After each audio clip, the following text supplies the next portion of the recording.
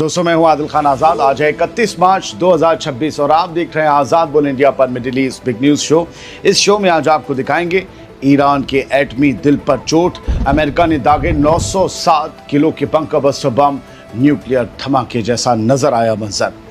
Iran ने लिया खौफनाक इंतकाम, तेल अवीव, बनी बराक और पेटा टिकवा पर मिसाइलों की बारिश, क्लस्टर बमों के फटने से सड़कों पर बिछी जलती हुई गाड़ियां। और लेबनान में इसराइल का हो गया बड़ा नुकसान, हिजबुल्लाह के साथ आमने सामने की जंग में आईडीएफ के 4 फौजी मारे गए, कई जख्मी। शुरुआत करते हैं इस शो की। ईरानी मिसाइलों ने आज 31 मार्च 2026 की सुबह इसराइल के कई बड़े शहरों को दहला कर रख दिया, जहां तेल अवीव, पेटा टिकवा और बनी बराक इलाकों में, इन जैसे घनी आबादी वाले इलाकों में भारी नुकसान की खबरें और तस्वीरें सामने आई हैं, जो आपके सामने हैं। ईरान ने इस्फहान पर हुए हैवी साइज हमले का इंतकाम ले लिया है। उस हमले के बारे में, उसकी तस्वीरों के साथ हम आपको बाद में, इस खबर के जस्ट बाद में बताएंगे और दिखाएंगे भी। ताज़ा अपडेट के मुताबिक ईरान की तरफ से दागी गई इन मिसाइलों ने, जिनमें क्लस्टर म्यूनिशन यानी क्लस्टर बमों का इस्तेमाल किया गया था, उनके गिरने से कई गाड़ियां जलकर राख हो गईं और इमारतों को सख्त नुकसान पहुंचा है। हालांकि इसराइली मीडिया इस नुकसान को मामूली बता रहा है, लेकिन हकीकत में बेरशेबा से लेकर तेल अवीव तक खौफ का माहौल है। तेल अवीव की सड़कों पर धमाके के बाद कई गाड़ियां पलट गईं और मलबे के चीथड़े दूर दूर तक बिखर गए। इसराइल की एम्बुलेंस सर्विस ने भी तस्दीक की है कि मलबे की चपेट में आने से कम 9 लोग जख्मी हुए हैं। ये सर्विस भी सरकार के मातहत काम करती है, इसलिए कितने मारे गए ये पता लगा पाना मुश्किल है। 31 मार्च के हमलों की बड़ी बातें आप जान लीजिए। शहरों में तबाही मची है। तेल अवीव और बनी बराक के रिहायशी इलाकों में मिसाइल के टुकड़े गिरने से घरों के अंदर तक मलबे घुस गए हैं। कई जगहों पर आग बुझाने के लिए इमरजेंसी सर्विस को कड़ी मशक्कत अब भी करनी पड़ रही है। क्लस्टर बमों ने जमकर कहर बरपाया है। ईरान ने इस बार फिर से अपनी मिसाइलों में ऐसे वॉरहेड्स का इस्तेमाल किया जो हवा में फटकर हज़ारों छोटे मोटे टुकड़ों में बट जाते हैं, जिससे एक बड़े इलाके में हर तरफ तबाही फैल जाती है। अस्पतालों में इमरजेंसी नाफिज कर दी गई है। ज़ख्मी लोगों को फ़ौरन शिबा मेडिकल सेंटर और रॉबिन मेडिकल सेंटर ले जाया गया। मैं डिटेल्स आपको इसलिए दे रहा हूं ताकि आपको यकीन आ जाए बात असली है। कई लोग धमाकों की आवाज़ और अफरा तफरी की वजह से पैनिक अटैक का भी शिकार हुए हैं। इसराइली मीडिया जहां इसे सिर्फ मामूली ज़ख्म बता रहा है, वहीं ज़मीनी तस्वीरें कुछ और ही कहानी बयां कर रही हैं। पेटा टिकवा इलाके में मिसाइल गिरने के बाद धुएं का गुबार कई किलोमीटर दूर से देखा गया, यानी कुछ ना कुछ स्ट्रेटेजिक हिट हुआ है। अमेरिका और इसराइल के एयर डिफेंस सिस्टम ने कई मिसाइलों को रोकने का दावा किया है, लेकिन क्लस्टर बमों के टुकड़ों ने फिर भी अपना काम कर दिया। दोस्तों, मेरा मानना है कि इसराइल के इन शहरों में मिसाइलों का गिरना ये साफ पैगाम है कि ईरान अब किसी भी हद तक जाने को तैयार है। एक तरफ अमेरिका और इसराइल के हमलों से ईरान के इस्फहान में तबाही हुई, उस तबाही का अभी तक पूरा डेटा सामने नहीं आ सका, लेकिन दूसरी तरफ ईरान ने तेल अवीव के दिल में चोट की है और कहा है हम तुम्हें बराबर की मार मारेंगे। अमेरिका ने ईरान के बेहद स्ट्रेटेजिक शहर इस्फहान पर 2000 पाउंड यानी तकरीबन 907 किलो के कई बंकर बस्टर बमों से हमला करके उसके सबसे बड़े असलहा डिपो यानी एम्यूनिशन डिपो को तबाह कर दिया है। आज 31 मार्च 2026 की ताज़ा रिपोर्ट्स में दावा किया गया है इस हमले में उन खास बमों का इस्तेमाल किया गया है जो ज़मीन के गहरे हिस्सों में घुसकर कंक्रीट के बंकरों को नेस्तनाबूद कर देते हैं। वॉल स्ट्रीट जर्नल की रिपोर्ट के मुताबिक इस हमले का निशाना इस्फहान का वो मिलिट्री इलाका था जहां बद्र एयरबेस और ईरान की बड़ी डिफेंस इंडस्ट्री मौजूद है। हमले के बाद पूरे इलाके में एक के बाद एक कई सेकेंडरी ब्लास्ट यानी ब्लास्ट के बाद ब्लास्ट हुए, जिससे आसमान आग के शोलों में भर गया। कहीं तो नज़ारा न्यूक्लियर धमाके जैसा भी नजर आया, वो मशरूम उठा। इस्फहान पर हमले की असल वजह समझ लीजिए। पहली वजह है न्यूक्लियर मवाद यानी यूरेनियम का खतरा।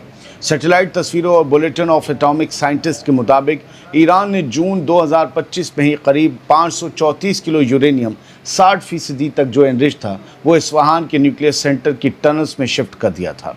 अमेरिका को शक है कि ईरान यहाँ एटमी हथियार बनाने के बेहद करीब पहुँच चुका है। ये जंग के 1 महीने बाद उसके अंदाजे हैं। बंकर बस्टर का इस्तेमाल क्यों किया गया वो समझ लीजिए। दरअसल इस्फहान का ये सेंटर ज़मीन के काफ़ी नीचे है, जिसे आम मिसाइलों से तबाह करना मुमकिन नहीं था। इसीलिए अमेरिकी एयरफोर्स ने 907 किलो के भारी भरकम बमों का इस्तेमाल किया ताकि ज़मीन के नीचे मौजूद इस ज़ख़ीरे को ख़त्म किया जा सके। ये स्ट्रेटजिक ठिकाना है और इसका ये स्ट्रेटजिक ठिकाना होना भी एक बड़ी वजह है। इस्फहान न सिर्फ ईरान का न्यूक्लियर हब है, बल्कि यहाँ उसकी मिसाइल बनाने की सबसे बड़ी फैक्ट्रियाँ भी मौजूद हैं। हो सकता है ये धमाका मिसाइलों में आग लगने के बाद हुआ हो। अब ये भी जान लीजिए कि जंग के बीच क्या डिप्लोमेटिक कोशिशें चल रही हैं। एक तरफ जहां अमेरिका और इसराइल इस्फहान पर कहर बरपा रहे हैं, वहीं दूसरी तरफ पाकिस्तान, सऊदी अरब, मिस्र और तुर्की जैसे मुल्क इस क्राइसिस को सुलझाने के लिए बातचीत के रास्ते तलाश रहे हैं। हालांकि इस्फहान पर हुए इस हमले के बाद सुलह की उम्मीदें और कम हो गई हैं। दोस्तों, मेरा मानना है कि इस्फहान पर 907 किलो के बंकर बस्टर बमों का गिरना इस बात का सबूत है कि ये जंग अब सिर्फ सरहदों तक महदूद नहीं रही। अमेरिका और इसराइल अब सीधे ईरान के उस एटमी दिल पर चोट कर रहे हैं जिसे वो अपनी सबसे बड़ी ढाल मानता था। जब इतने बड़े पैमाने पर धमाके हो रहे हों और न्यूक्लियर मवाद के फैलने का ख़तरा हो, तो समझ जाइए कि ये दुनिया एक ऐसी तबाही की तरफ बढ़ रही है जिसकी हमने कभी उम्मीद भी नहीं की होगी। बढ़ते आगे, लेबनान के मोर्चे पर इसराइल को बड़ा झटका लगा है। इसराइल की फ़ौज यानी IDF को अब ज़मीन पर नुकसान उठाना पड़ रहा है। रिपोर्ट्स के मुताबिक साउथ लेबनान में लड़ाई के दौरान IDF के 4 फौजी मारे गए हैं, जबकि 2 और ज़ख्मी हुए हैं, जिनमें एक की हालत काफ़ी सीरियस बताई जा रही है। ये तस्वीरें 31 मार्च 2026 की हैं, ताज़ा जंग की। ये टकराव उस वक्त हुआ जब इसराइली फ़ौज की एक यूनिट का सामना हिजबुल्लाह के लड़ाकों से आमने सामने हो गया। करीब से हुई इस गोलाबारी में दोनों तरफ नुकसान हुआ, लेकिन जब ज़ख्मी फ़ौजियों को निकाला जा रहा था, इसराइल के फ़ौजियों को, तभी हिजबुल्लाह ने एंटी टैंक मिसाइल से हमला कर दिया और 4 को उड़ा दिया। इसके बाद इसराइल ने टैंक फायर और एयर स्ट्राइक के ज़रिए जवाब दिया, जिससे इलाके में लड़ाई और तेज़ हो गई। फिगर्स बताती हैं कि 28 फरवरी से शुरू हुए इस ऑपरेशन में अब तक 9 इसराइली फ़ौजी मारे जा चुके हैं। साफ दिख रहा है कि जंग अब सिर्फ हवा में नहीं बल्कि ज़मीन पर भी भारी पड़ने लगी है। सवाल यही है कि क्या ये नुकसान और बढ़ेगा या इसराइल अपनी स्ट्रैटेजी बदलने पर मजबूर होगा। फिलहाल तो बेंजामिन नेतन्याहू की जंगी सनक इसराइल के लोगों पर भारी पड़ रही है। कुछ खबरें यहाँ से और फटाफट अंदाज में, क्योंकि 2, 3, 4 खबरें मैंने आपको डिटेल में दे दी। बुलेटिन लेट लाने की वजह यही है कि मैं डिटेल में खबरें बनाता हूँ। आपको ऐसी डिटेल्स बहुत कम जगह मिलती होंगी, तो इन्हें बनाने में, निकालने में, छांटने में और समझाने में वक्त लगता है। ये जो आप तस्वीरें देख रहे हैं, प्रेस टीवी ने शेयर की हैं, ईरान की प्रेस टीवी ने, और ये तस्वीरें हैं भारत के कारगिल की, जहां पर लोग अमेरिका और इसराइल के हमले से जूझ रहे ईरान के लिए मदद के तौर पर सामान और जेवरात डोनेट कर रहे हैं, बर्तन भी डोनेट कर रहे हैं। उससे जो बेचकर पैसा आ सके उसे वो ईरान की मदद के तौर पर लगाना चाहते हैं।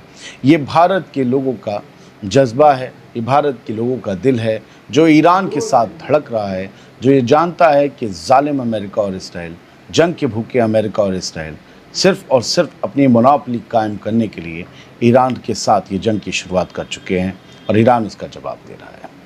तो पैसे हैं, जेवर है, बहुत सी चीज़ें हैं, बर्तन हैं, हो सकता है बर्तन लोग पीतल तांबे के बेच रहे हैं, और वहाँ एक बोर्ड लगा हुआ है डोनेशन फॉर ईरान, तो ईरान के लिए। और इसीलिए उस दिन हमने देखा था ईरान ने अपनी मिसाइलों पर भारत का भी नाम लिखा था, 4 मुल्कों में भारत का भी नाम था, और ये सिर्फ इसलिए लिखा था कि भारत के लोगों का दिल ईरान के साथ धड़क रहा है, ईरान के गम में शामिल है, ईरान की खुशी में साथ खड़ा है। एक और ख़बर, ईरान पर हमले हो रहे हैं तो वहाँ क्या हो रहा है। इसराइली मीडिया बताता है कि उनके 8 ज़ख्मी हुए, 9 ज़ख्मी हुए। लेबनान के मोर्चे पर 4 फौजी मारे गए और बात है, लेकिन ये इंटरनेशनल मीडिया अनादोलू बताता है कि अमेरिका और इसराइल की जो स्ट्राइक्स हैं ताज़ा जो हुई हैं ईरान में 31 मार्च में, उनमें जो खबर आई है वो ये है कि 11 लोग मारे गए हैं, 15 ज़ख्मी हुए हैं। और ये सिर्फ वेस्टर्न ईरान का ही जो है ख़बर है, वहीं की अब फिगर है, बाकी ईरान का, ईस्ट का, नॉर्थ का, साउथ का नहीं है, सेंट्रल का नहीं है। सिर्फ वेस्टर्न ईरान में 11 लोग मारे गए हैं और ये रेजिडेंशियल एरिया में हुआ है, मरकज़ी प्रोविंस में हुआ है हमला। रिहायशी इलाकों में कौन हमले करता है आपको पता है, वही जो बच्चों का कातिल है। इराक़ पॉपुलर मोबिलाइजेशन फोर्सेस से US Israeli strikes targets its position. No casualties were reported. Iraq के जो पॉपुलर मोबिलाइजेशन फोर्सेस है, जिन्हें ईरान का काफ़ी करीबी समझा जाता है, जिसे सीस्तानी साहब ने दाइश जैसे खूंखार हैवान दहशतगर्द ऑर्गेनाइजेशन के ख़िलाफ़ लड़ने के लिए बनाया था, ये एक अम्ब्रेला है, इसमें कई फोर्सेस हैं। वो पीएमएफ ये कह रहा है, पॉपुलर मोबिलाइजेशन फोर्सेस का बयान है कि इसराइल और अमेरिका ने मिलकर उनके अड्डों पर, उनकी पोजीशंस पर हमले किए हैं। यानी वो यहाँ पर जो ईरान के सपोर्टिंग ग्रुप्स हैं उनके ऊपर भी हमले कर रहे हैं ताकि ईरान को इनकी तरफ से कोई मजबूती ना मिल सके। दरअसल ये हो रहा है अभी तक जो सबसे ज़्यादा, मैं आपसे कह दूं, जान तो उधर गई है लेबनान में इसराइली फ़ौजियों की, लेकिन तबाही जो अमेरिका के अड्डों की ईरान के अलावा किसी और ने मचाई है तो वो ये इराक़ की पॉपुलर मोबिलाइजेशन फोर्सेस है। इन्होंने इरबिल में और बाकी जगह, बगदाद में, जहाँ जहाँ स्ट्रेटेजिक पोजीशंस हैं और उनके ठहरने के इलाके हैं अमरीकी फ़ौजियों के, ऑफिसर्स की, वहाँ पर हमले किए हैं, बड़ी चोट पहुँचाई है। इसी वजह से भन्नाए हुए अमेरिका और इसराइल इन पर हमला कर रहे हैं। कुवैत का एक ऑयल टैंकर आज ठुक दिया है ईरान के अटैक, ईरान की मिसाइल ने। ईरानियन अटैक इसलिए कोट किया गया इस हेडलाइन में। क्या ये फॉल्स फ्लैग अटैक है? क्या ईरान के नाम पर किसी और ने अटैक किया है ताकि अरब मुल्कों और ईरान के बीच इस जंग के दौरान और तलखी बढ़ सके? कुवैती ऑयल टैंकर का मतलब वो हमारी सड़क पर चलने वाला टैंकर नहीं, समंदर में जो जहाज़ जिसके अंदर तेल भरा होता है, एक मुल्क से दूसरे मुल्क भेजा जाता है, जैसे हमारे मुल्क में आता है अरब मुल्कों से, तो वो ऑयल टैंकर ठोका गया है। दुबई के बंदरगाह पर ये काम हुआ है। कुवैत का ऑयल टैंकर था, किसने किया है पता नहीं, लेकिन आग तो लगी है उसमें। हमारे यहाँ तेल आता है, अरब से आता है, बिस्मिल्लाहिर्रहमानिर्रहीम कह के वो तेल ड्रिल करते हैं, अल्लाह अकबर के नारों के साथ भर देते हैं, और यहाँ आकर वो लोग भी उस तेल को गाड़ी में भरवाते हैं जिन्हें बिस्मिल्लाहिर्रहमानिर्रहीम और अल्लाह अकबर से बड़ी दिक्कत। तो मैंने सोचा उन्हें याद दिला दूँ, वो कुछ सब्स्टिट्यूट सोचें, कुछ गोबर ओबर डाल के जो है वो चलाएं गाड़ी को। ये गलत है उनके लिए, बहुत गलत है उनके लिए। इन अरबों का, मुसलमानों का तेल नहीं इस्तेमाल करना चाहिए। फिर वो कहेंगे हम अपने पैसे से खा रहे। आ कहाँ से रहा है? खैर छोड़िए, 2-4% पागल लोग हैं, बददिमाग लोग हैं, ऐसे ही बोलना चाहिए।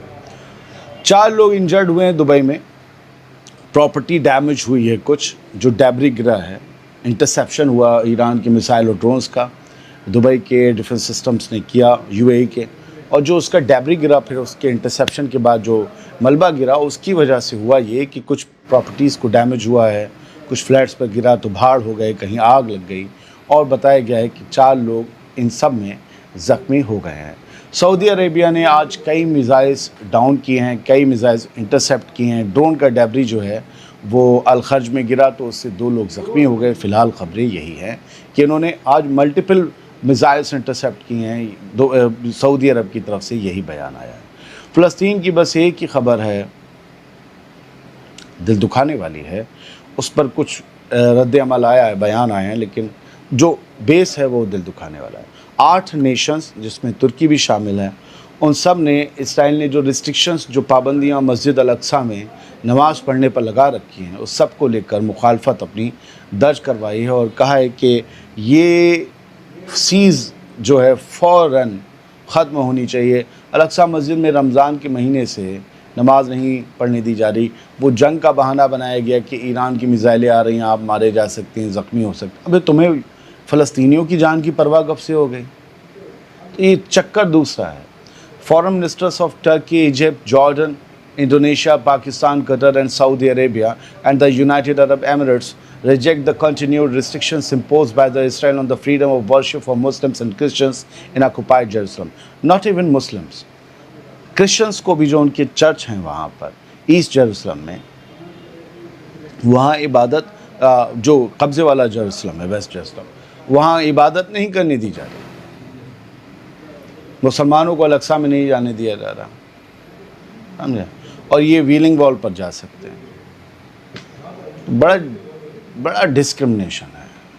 खैर छोड़िए, ये कुछ खबरें थी जो आपके सामने रख दी। माजरत, मैं नहीं आ पा रहा हूँ वक्त से, क्योंकि आप जो परमानेंट मेरे व्यूअर्स हैं, मेरी पोस्ट भी देखते हैं, उनको पता है घर में शादी थी, आज एक और फंक्शन है, और परसों एक और फंक्शन है। लंबा मामला हो गया आजकल शादियों में। तो उसके बाद 4 तारीख 5 तारीख से हम रूटीन पर आएंगे। आप सबसे माजरत। आप सोचिए ना, आपके व्यूज़ मेरा फ़ायदा भी है, आपसे मोहब्बत भी है। अपना मोहब्बत, अपना फ़ायदा कौन गंवाना चाहेगा? है ना, तो मजबूरियाँ हैं। सलामत रहिए, खुश रहिए। I hope you can understand. Thank you very much.